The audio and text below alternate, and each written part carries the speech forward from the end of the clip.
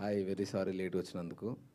కొంచెం మా వైఫ్కి కొంచెం పాపకి హెల్త్ బాగాలేకుండే, సో అట్లా లేట్ అయింది.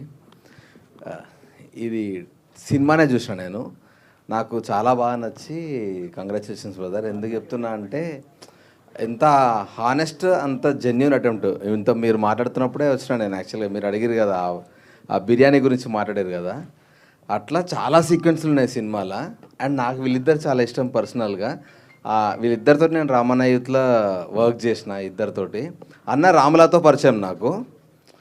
తరుణ్ భాస్కర్ కాంపౌండ్ నుంచి వచ్చిండు. అండ్ చాలా క్రేజీ యాక్టర్. ఈయన టైమింగ్ చాలా దారుణంగా ఉంటుంది, అది ఈ సినిమాలో చూస్తారు మీరు.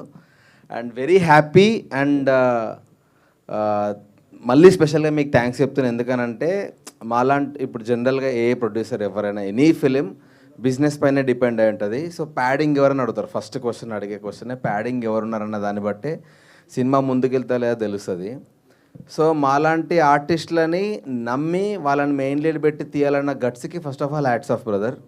ఎందుకంటే చాలామంది టాలెంటెడ్ ఆర్టిస్టులు బయట ఉన్నారు, బట్ చిన్న ఆపర్చునిటీ రాక స్ట్రగుల్ అవుతూ ఉన్నారు. థ్యాంక్ యూ సో మచ్ ఆ ఒక్క విషయంలో. ఎందుకంటే నాకు వీళ్ళిద్దరు స్ట్రెంత్ తెలుసు, మీ వల్ల వీళ్ళిద్దరి గురించి ఇంకా ఎక్కువ ప్రపంచానికి తెలుస్తుంది.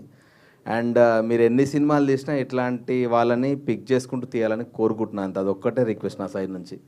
And thanks for inviting me. Please continue, నేను అక్కడ కూర్చుంటా. థ్యాంక్ యూ నవీన్ గారు, thank you so much for gracing our event. అన్న థ్యాంక్ యూ సో మచ్ వచ్చినందుకు. నిజంగా సారీ, నాది లేట్ అయింది. ఒక పిక్చర్